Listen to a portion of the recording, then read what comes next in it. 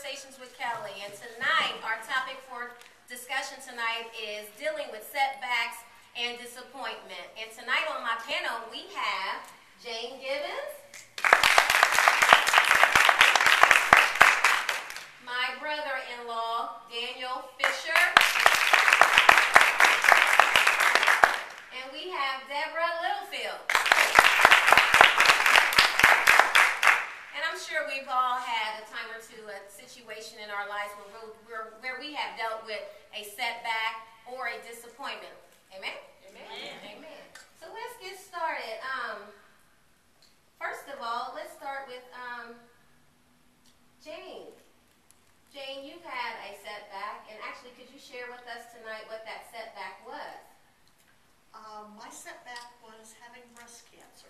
In the middle of my life, in the middle of busy career, all of a sudden I found out I was sick and couldn't work for about a year and a half. Okay.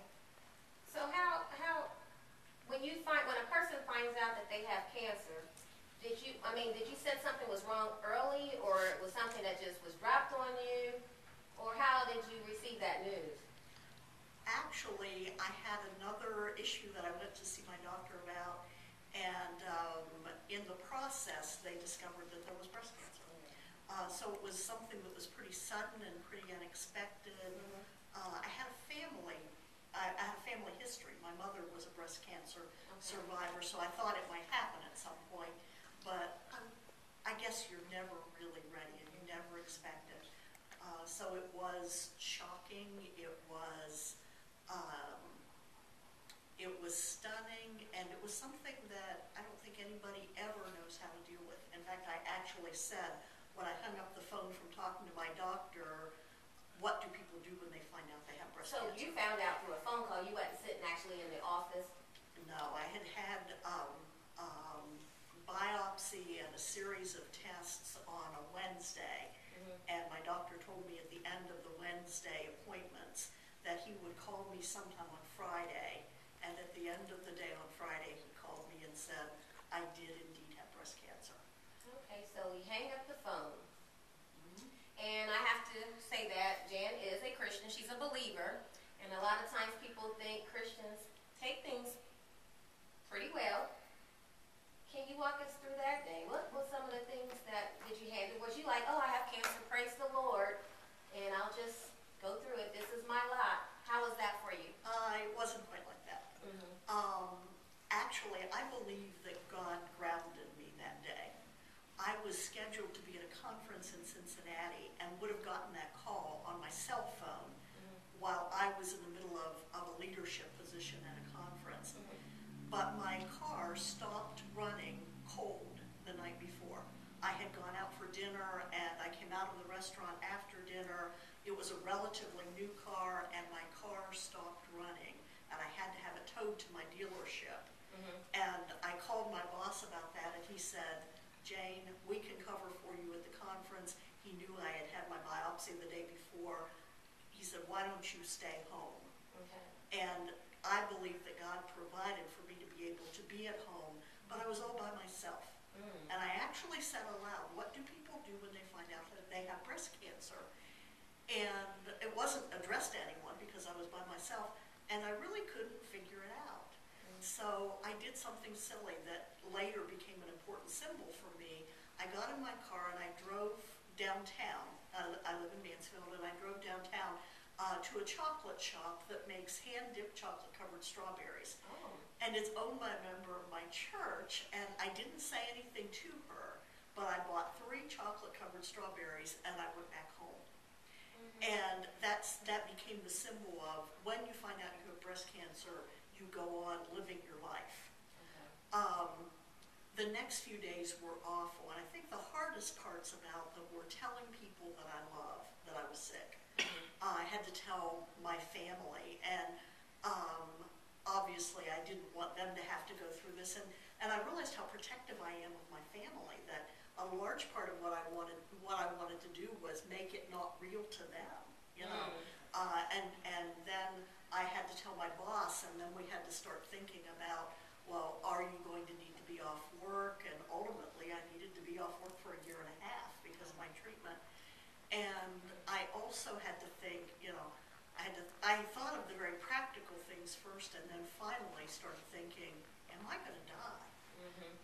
And as I got the news that I needed a year and a half of treatment, I think I came to the realization, this could kill me. This could be the end of my life. And I don't know that there was ever an extended period of time when I really believed I was going to die, but we begin to realize when we go through something like this that we aren't promised anything but tomorrow. And one of the things I learned out of having cancer is you have to pay attention to what's important. What we do with today is really important because we don't have a guarantee that there is a tomorrow.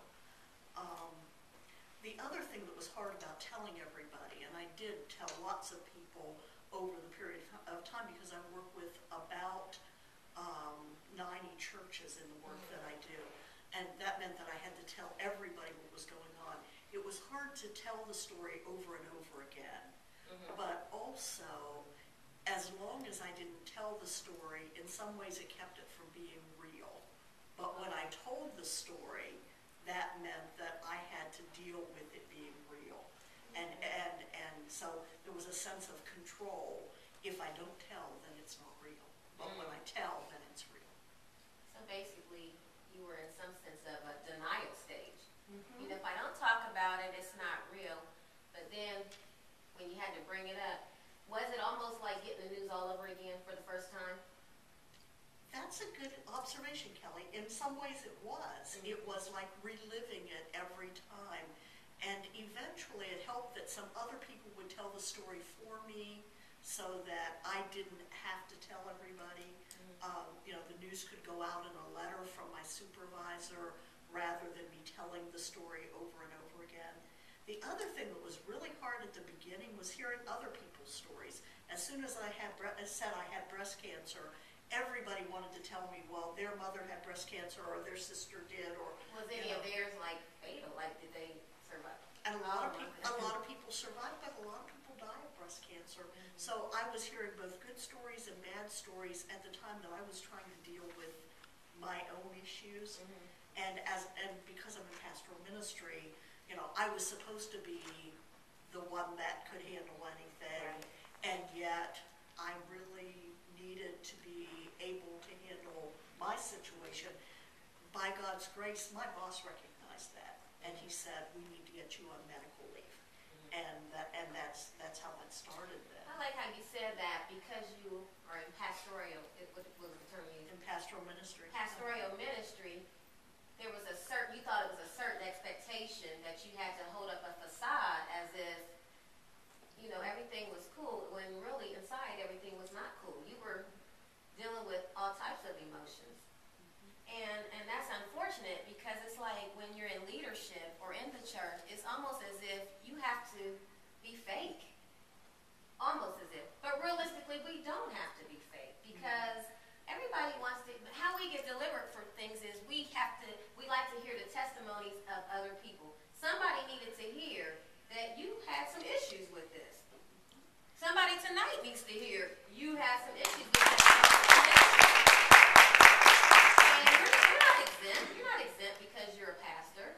No. No, it doesn't. Cancer can hit any one of us at any time. It's not a race thing. It's not a color thing. It's just something that has happened. And I liked how you shared that piece about pastoral. When you would hear the stories of the people that didn't survive, did it make you angry at the person that told it to you? Because I think I would be like, why would you tell me that? What? Am I the only one? Y'all feel me? Why would you tell me that? Okay. I think we need to be a little bit more sensitive when we're talking to people. Oh yeah, Jane, Mom's had cancer and she didn't last but 6 months. And there are people that are that insensitive. I think one of the hardest things to deal with, and I've told this story over and over again, but one of the hardest things to deal with was actually what God was doing. I never described this as a crisis of faith because I didn't believe that God had caused this illness, that it was some punishment for something. I believed that it was something that happened in the way the cells were produced in my body, and my body started doing something it wasn't originally designed to do, because we live in a broken world. So I didn't, so that, it wasn't like I blamed God for it or I thought God was punishing me, but God kept giving me the verse of Scripture, give thanks in all circumstances, for this is the will of God for you in Christ Jesus. And over and over again, God kept putting that verse of Scripture in my mind. And I struggled with that because I thought, how can God be asking me to give thanks in the midst of having this life-threatening illness that may take my life? And I started digging for what is there to give thanks for? What is it God's trying to show me? And at first, God showed me some things very clearly that were easy to accept. You know, I was here in Ohio where we have 2 of the top 20 cancer hospitals, you know, at Ohio State and Cleveland Clinic. I was right in the middle, and I'm right here with good medical care. In the city where I live, the medical oncologists were just building a building that I watched them build and didn't know it was for me. I have good health insurance. I have a wonderful boss, a great family. So that's giving thanks. You know, and I could give thanks for those things. But what God wanted me to give thanks for was not just the ability to deal with the cancer, but God wanted me to find things that, and to this day, I honestly cannot say cancer is a good thing, and I will not, I don't think I'll ever be able to say that, but I believe that God wanted me to find good things that could come out of that experience of having cancer. And that's what God showed me. Within the first year, I got to the end of that first year, and I was seeing, I can remember writing in my journal, I'll never be able to say that cancer is a good thing, but I can honestly say that God doesn't waste anything, and that my life was better at the end of that first year than it was before I got cancer.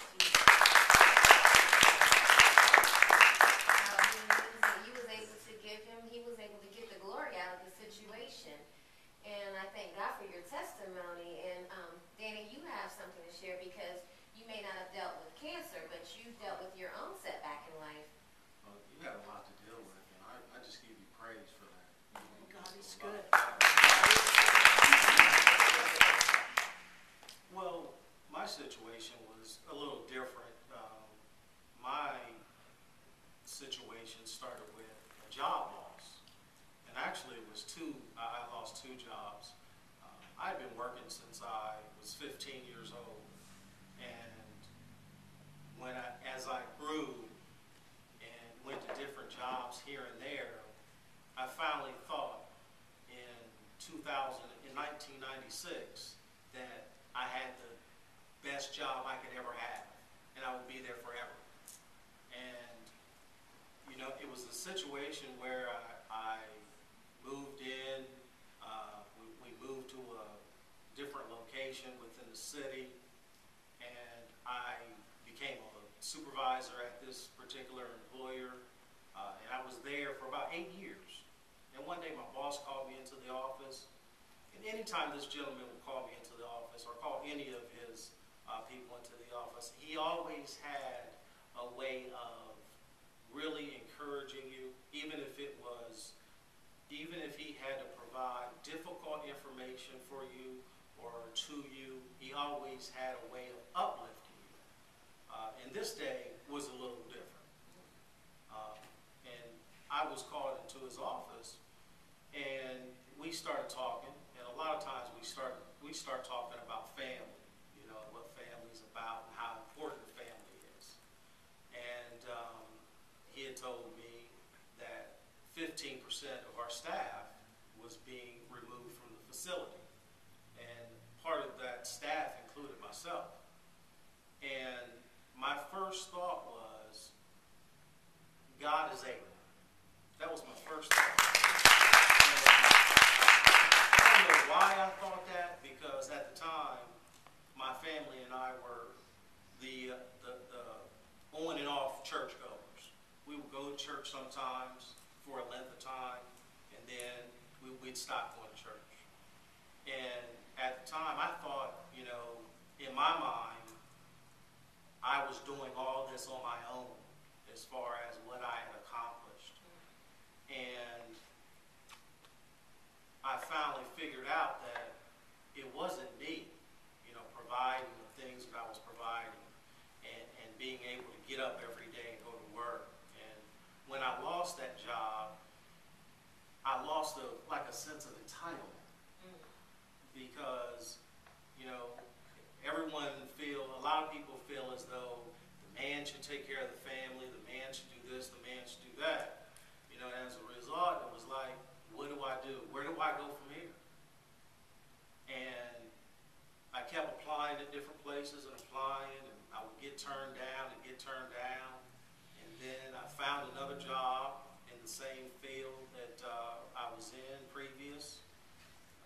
I spent several years there, and I was put on unemployment from that job, and I lost that job. And that was really the kicker for me. And the reason for that,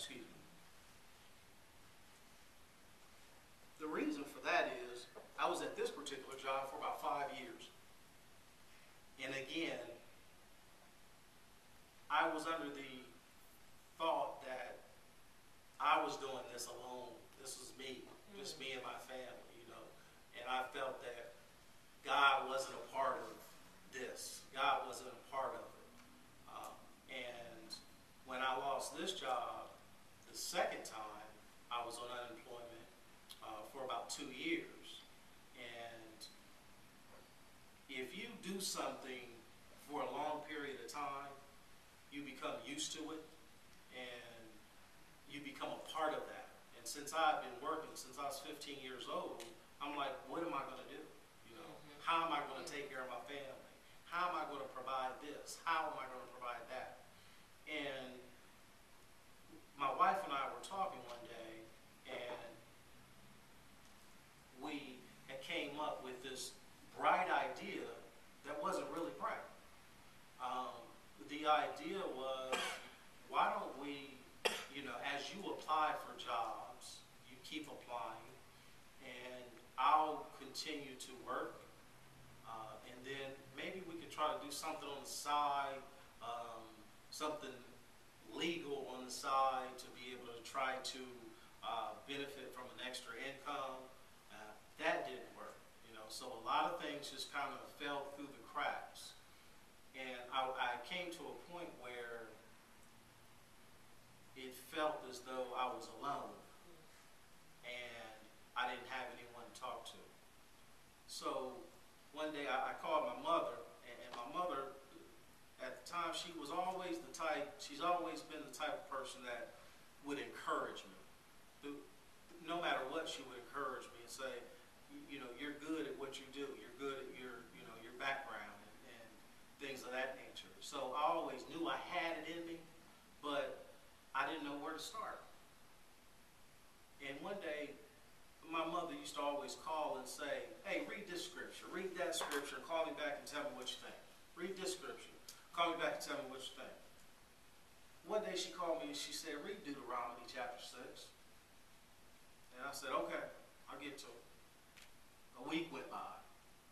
She kept asking me, have you read it? Have you read it? I'm like, no. She's like, when we hang up, I want you to read it right now. When I got off the phone with her, I read Deuteronomy 6. And in Deuteronomy 6, it talks about praising the Lord in everything you do.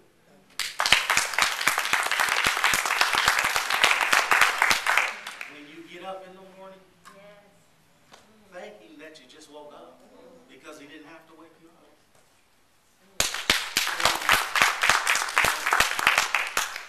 As you go through your home, thank him and praise him. And as you go through the day, and as you train up your child to thank him. When you come home, thank him. And I read Deuteronomy 6, and at that time and at that moment, I said, you know what? God did this for a reason, and this was my time to be unemployed, and I was unemployed. And I called my mother. I told her, 26, and she would ask me questions a lot. Like, what'd you learn? What'd you get out of it? You know, and I said, one of the things I got out of it was, I can't depend on me. I can't depend on me. I can't depend on my wife to provide for us. And no matter what the situation is, there's somebody out, maybe even in this audience, but there's somebody out here that needs to hear this.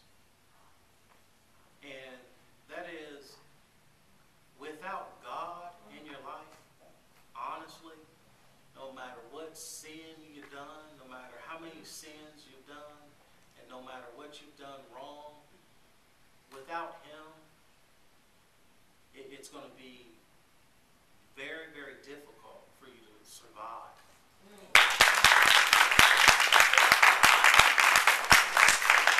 And at that moment,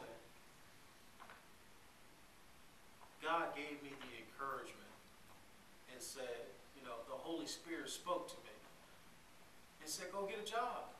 Go get a job. I was out with a family member of mine, and we were out at Roosters eating chicken wings one day when I was unemployed. And we were talking, and I was explaining to him about how long I had been unemployed, and how I used to talk to my mother about it and different things like that.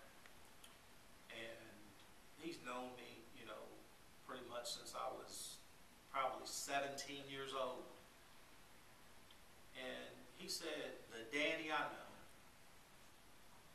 goes to work every day. And the Danny I know needs to go out there and do what the Lord told him to do.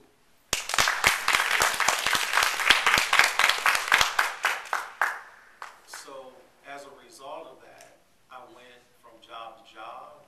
I didn't care what I did. As long as it was legal, as long as I didn't have a risk of being locked up, I did whatever I needed to do to take care of my family. Danny, hearing that story, and of course I'm your sister-in-law, so I know the types of jobs that you were used to. It takes to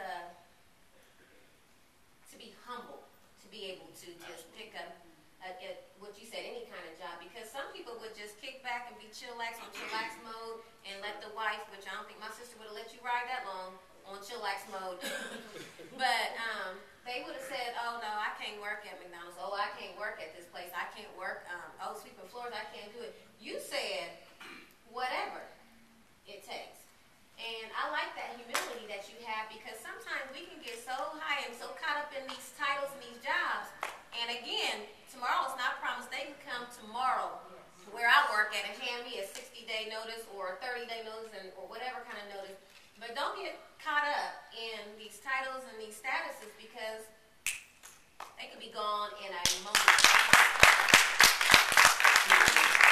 And you're right. You're absolutely right, because all this time, in my mind, I was thinking it was me that was accomplishing these things. And it truly wasn't me. It was the Lord accomplishing these things through me. And I had to realize that. And every time I would visit my mother, she would always tell me, you know, you need to make sure that no matter what you do, you handle your life with the cards you were dealt with.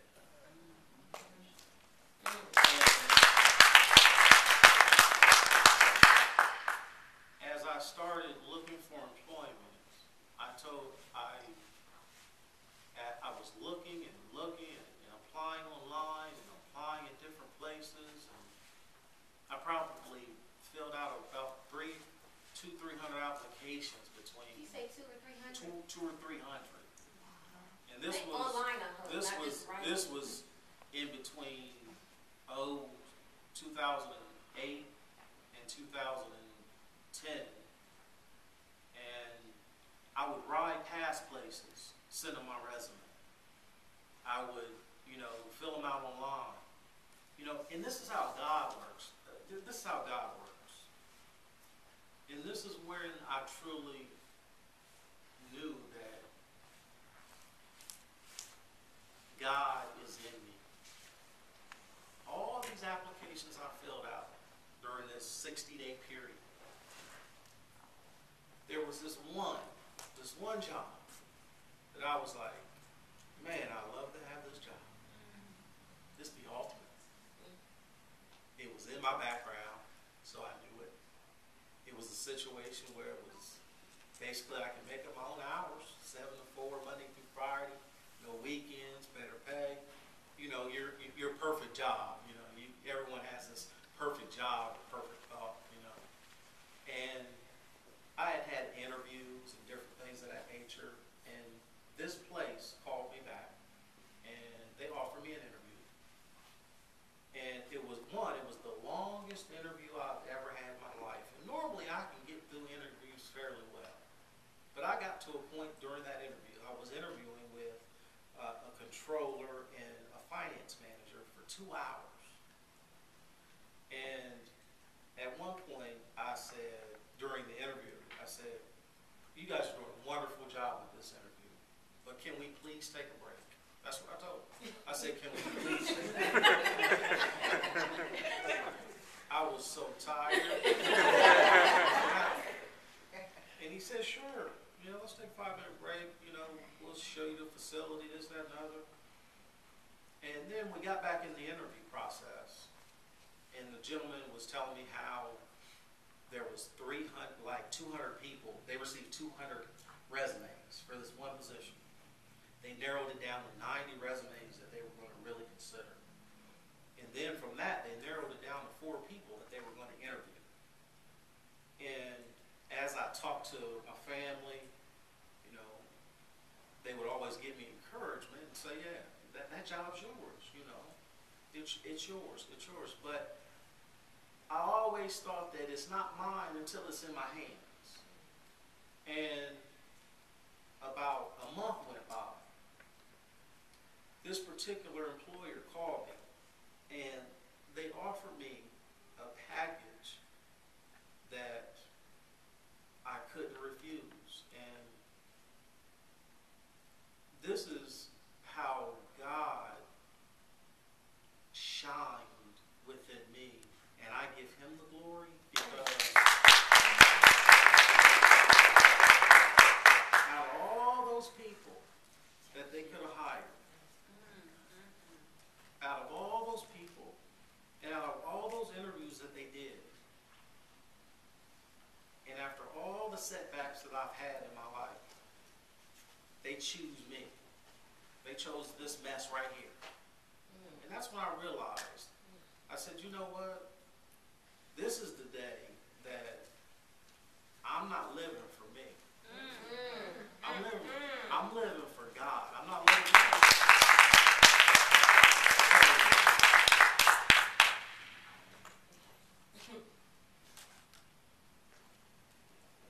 For those of you who, are out there that you may be discouraged. You may be unemployed. It might be a different situation for you, because it's a different situation for everyone. And we all got our quote-unquote problems and or issues.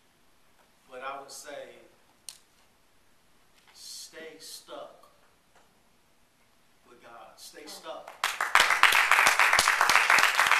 Because if you don't stay stuck with him and make him first, make him first, not your wife or your husband, not your boyfriend or girlfriend, not the materialistic things. Make him first in everything you do.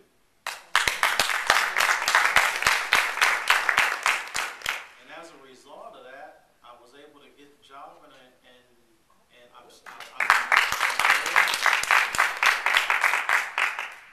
every day I wake up, I'm happy to get up at 5 o'clock. Amen. I have no problems getting up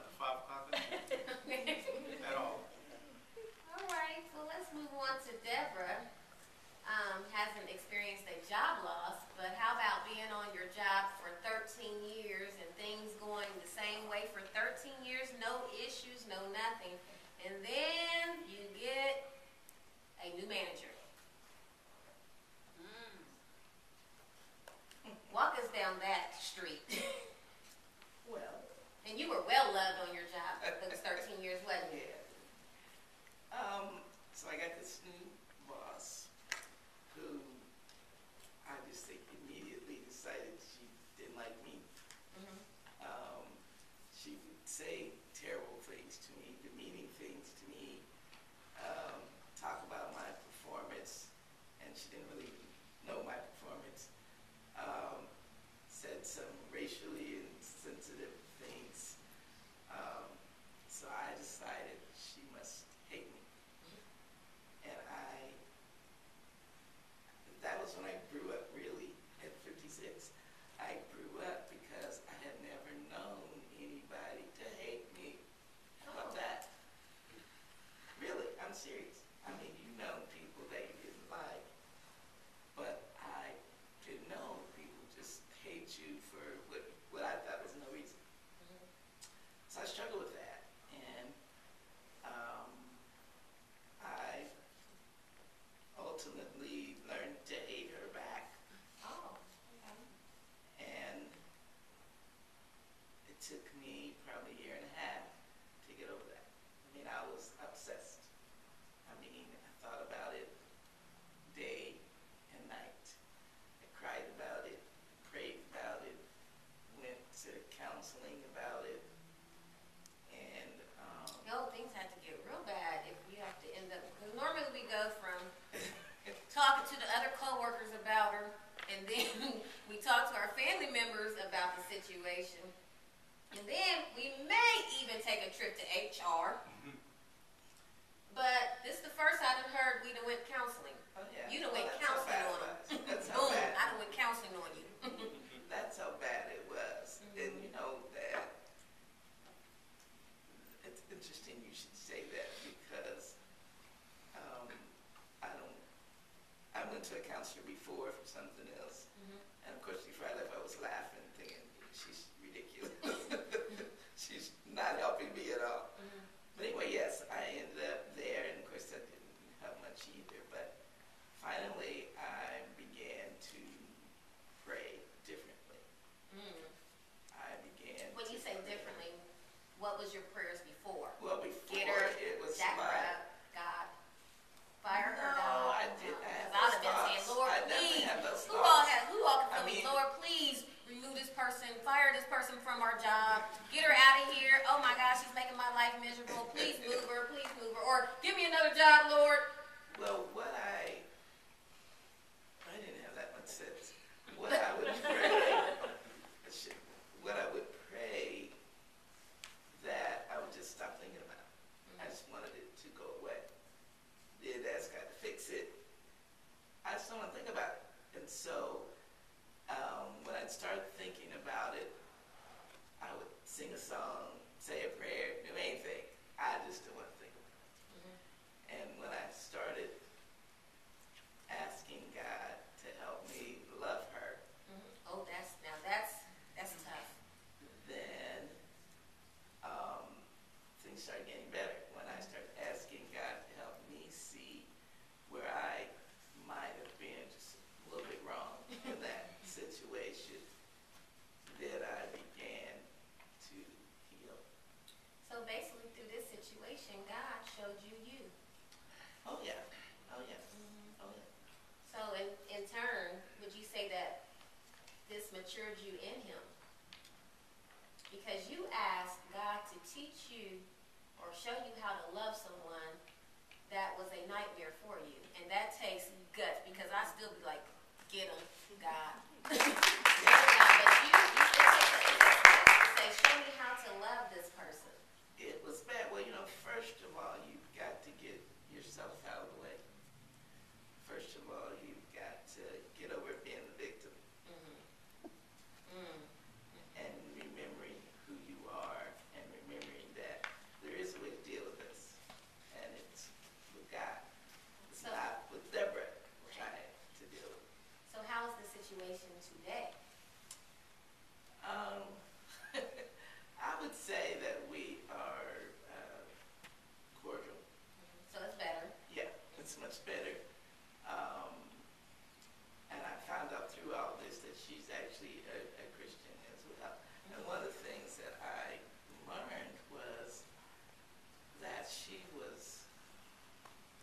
probably struggling with the same thing, but I won't. Because even though she started being nicer to me, every time she'd say good morning, I turned into something else. She hates me again. And I finally figured out she's going through the same thing, because she was probably as mad at me as I was at her. And so, but we tolerate each other. And sometimes you won't be the best of friends, but tolerating is better than on the couch with the counselor. And we've had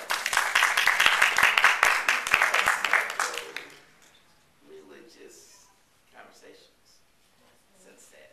And she talks all the time. It's funny because the last several conversations we've had, she's told me that her boss hates her. Oh, her boss hates her. And I said to her, well, you know what? I remember when I thought you hated me. And that was a showstopper. She didn't really tell like that. But anyway, we get along pretty good. Because I think I understand her. She's just not a happy person. I don't think she's very nice to anybody, not just me. Okay, we got a couple of questions. I'm not sure who this one is for, or anybody can actually answer them, and hopefully we can get these answered real quickly before we shift. I have a question here. During your setback experiences, did you go through any emotional, mental, or physical problems? If so, how did you handle them? Lots of emotion. Lots. Did you go through emotional problems with it? Yeah, I went through a lot of emotional problems and thinking about, what's my plan, and trying to figure it out on my own instead of just sitting back and just waiting on God to move. And from what you guys have shared early on is how'd you handle them? You shared that you, after seeking all these different things with counseling and all that, you finally restructured your prayer. And with you, Danny, you said you finally came to the realization that you needed God. Right. In addition to that, don't use God. God is a jealous God. Don't use him. And what I mean by that is, he's a jealous God.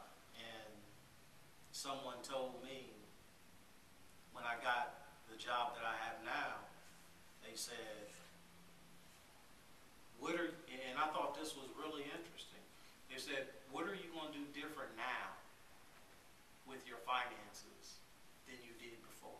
What you going to do different now? Because God blessed you with this. What you going to do different now?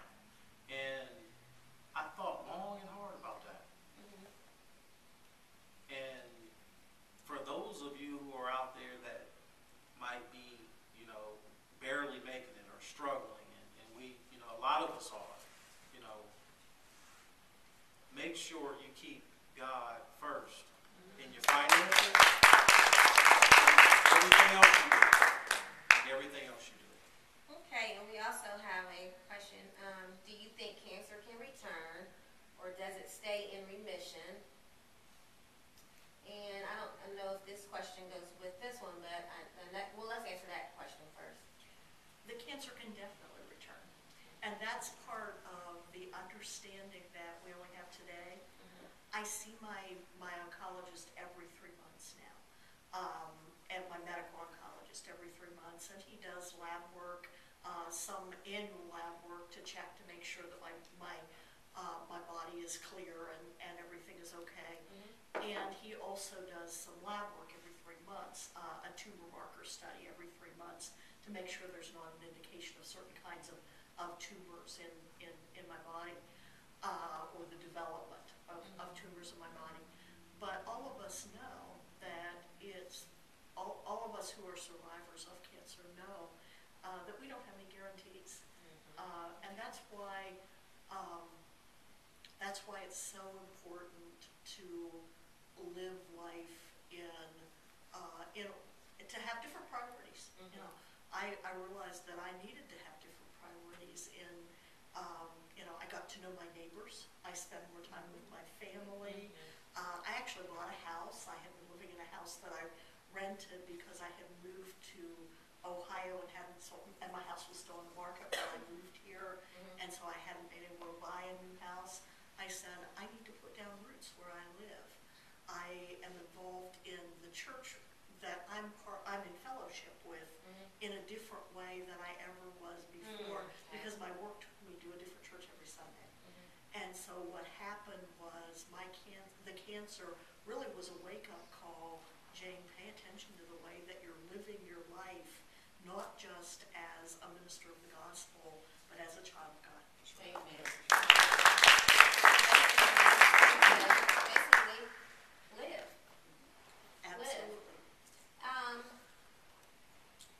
How hard was it to become humble? That sounds like that might have been a question for maybe Danny or Deborah. I think that is definitely part of the healing process, because what I went through with her, a lot of it was simply pride. I mean, how dare you embarrass me? So that was a big part of it. That was a big part of it. The pride. Yeah. Okay. All right, and actually, before we actually move on, and I think Danny touched on this already, did any of you feel like just walking away? No, I think it was Jane that answered this. Walking away and act like nothing was going on, just going like illness or job loss or anything was just not fair. And you shared earlier that as long as you didn't talk about it, she acted like it didn't even exist. Great conversation, and I'm going to actually shift a little bit. And, I will share quickly, myself, I've had a few disappointments in life, and one of which, for those who have known me for a long time, know that I was actually engaged prior to Pastor Troy in a relationship that I just knew I was going to be in. I was actually going to get married. That was Kelly's idea, Kelly's plan. But actually, through that plan, God was not pleased with that relationship. And as a result of my disobedience and refusal to leave the relationship, I went through a very, very dark time in my life. I hid it a lot from different people. A lot of people didn't know about it. My kids knew about it because they were in the house with me.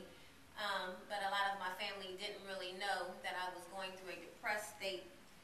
And pretty much it was because of my disobedience. I chose to do it my way, and as a result, I would call the rug being pulled from underneath me. Basically, to put it like this, I was left at the altar. I did not get married, because when God tells you to do something, you better do it. But even in all of that situation, I didn't understand it when I was going through it. I was angry at God. I thought he didn't like me.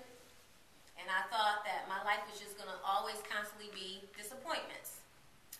But as you press on, and God has a way of speaking to you even when you're in despair or down in the dumps, and he spoke to me, and I began to search his word and began to yield to him. And as a result of that, and yielding and surrendering my life to him, he did in fact bless me with a man of God of his choosing, love. And now that I see things differently, I understand why he didn't want me with a certain somebody and how he blessed me with now my current husband, Pastor Troy Shaw. Now, when I was going through it, I didn't like it. But I want to share this verse out of Romans 8:28 that says, and we know that all things work together for good to them that love God, to them who are called according to his purpose. So what I want to say that even though we can take all these disappointments and all these setbacks that are part of our lives, and everything that we go through in life, everything is working, whether it feels terrible at the time, but it's like all of this working together for the good. Here you are today, talking to you're a cancer survivor. Here you are today. You went through many job losses, but here you stand today, recognizing God is who he is. Here you are today. You're able to sit here and say, I tolerate her. All these things work together for the good. And actually, as my guests are exiting the panel, I would like to bring forth my little cousin. And actually, I want to share this. My little cousin Kennedy, it was funny this afternoon. I was sitting at my desk and I was just thinking about some things, and randomly, Kennedy came to my mind and how I was going to introduce her. And we know that Kennedy is like 16 years old. I'm 43. She is my second cousin, but I'm her Aunt Kelly, and she's my niece. And I was getting ready to introduce her. Well, my niece is going to come up and minister and dance, but that would be a lie. And because we are a Christian-based talk show, we have integrity here at KWK. So realistically, Kennedy is my second cousin, but I'm her aunt. You get it? So I'm going to bring Kennedy, and she's going to minister and dance, but what better way to close out this topic? Kennedy?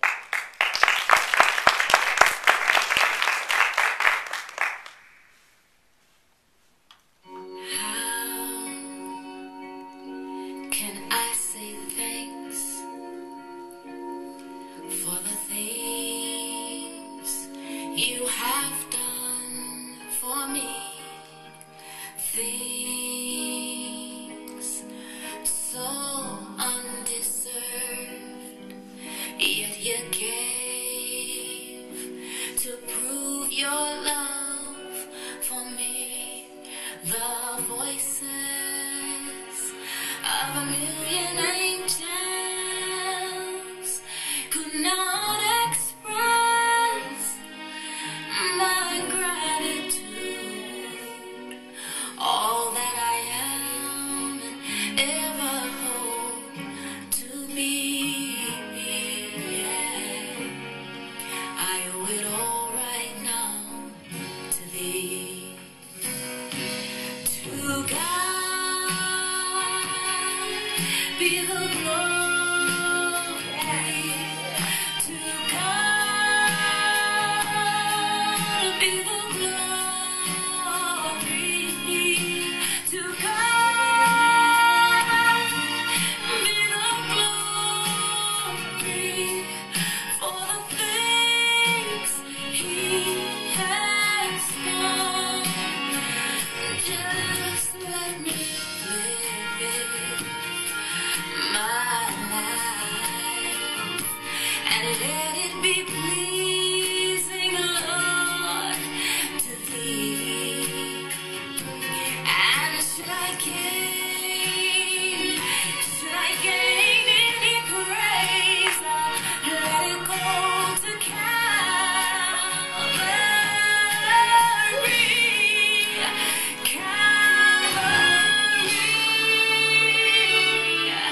The very same God that spends things in orbit, He runs to the weary, the worn and the weak, and the same gentle hands that hold me when I'm broken, that conquer death to bring me victory.